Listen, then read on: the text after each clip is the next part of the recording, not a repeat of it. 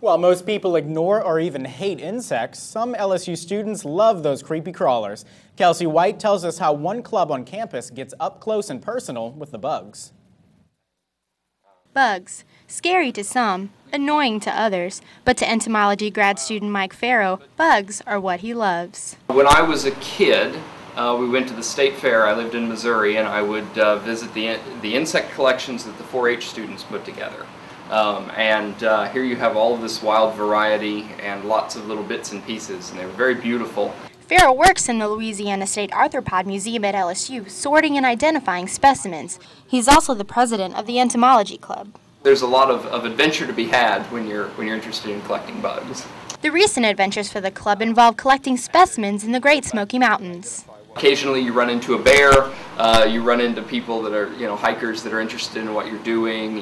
You can see some really beautiful things out there. Here at the Arthropod Museum at LSU, they have about 1 million specimens of all kinds of insects, like this little guy right here. But most of them are carefully pinned and labeled in hundreds of drawers like these. Advisor to the club and urban entomologist Greg Henderson said researching insects is important in preventing the potential damage they can cause. I'm trying to do research that benefits people, that has meaning. Henderson earned several patents for his work in developing easier ways to detect and remove termites that eat away at the structures of homes and trees. No one seemed to understand that termites can do this. While this kind of research may seem boring to most, Mike Farrow finds it A dream come true, really. For Newsbreak, I'm Kelsey White. Farrow said that he looks forward to the warmer months ahead because higher temperatures bring more bugs. Well, Alexandra Cranford joins us now with weather. Alex, it looks like Phil saw his shadow in Pennsylvania, but what does that mean for us down south? He did. I don't know if it'll be 6 more weeks of winter, but we do have a cold couple of days headed our way. I'll have more coming up next, right here on Newsbeat.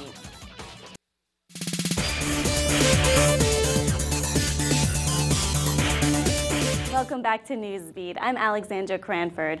Well, this morning was a frosty one. We saw some patchy frost lingering on the ground. We saw temperatures in the 30s. Now that we've gone on to the afternoon, we've seen temperatures warm up a good bit. Take a look at highs around the region. They're getting right up into the 50s, into the 60s, even up into about 70 degrees.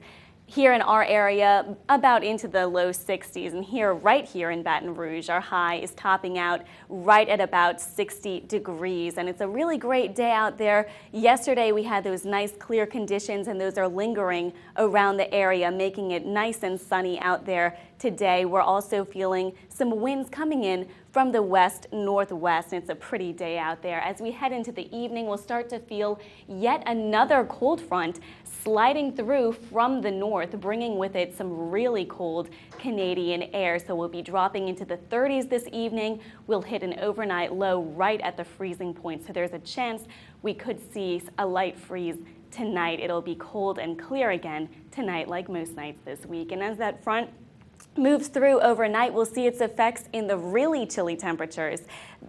For tomorrow, we'll be seeing it get into the, start out in the 30s, warm up into the 40s, and just barely climb into the 50s all day. So we've got much colder temperatures right here in Baton Rouge. We've also got colder temperatures throughout the southeast region that we'll see. The high temperatures are really pretty dramatically different from what they are today. They'll drop about 10 degrees or so into the mid-50s for most areas. So as that front moves on through, it'll bring those chilly temps, and it'll also bring some high pressure coming right here into the southwest corner of the state. And as that high pressure stays there, that means these chilly temperatures will stay as well. It'll begin to gradually slide out of the area over the next few days, and then we'll see the temperature just warming up a little bit. Let's take a quick look at temperatures for the rest of the week. Of course, tomorrow we'll get those really low temperatures, and tomorrow night we may see another light freeze. From there on, we'll really just see a very gradual warm-up. Thursday will be warmer, but we'll stay in the 50s. On Friday, temperatures will warm to nearly 70 degrees, and Saturday, temperatures will be the warmest this week. We'll see clear skies each day, but until we hit Sunday, we may see some cloud cover and a slight chance for some showers. But for now, we've got those low temperatures and a lot of sun, and we'll see some things very slowly warm up over the coming days. And that's all for weather. Here's Hobie with sports. Thanks, Alex. Coming up in sports, how the football team hopes to rally some more troops tomorrow on National Signing Day. And the men's basketball team celebrated the program's 100th birthday in style. All that's next. You're watching Newsbeat.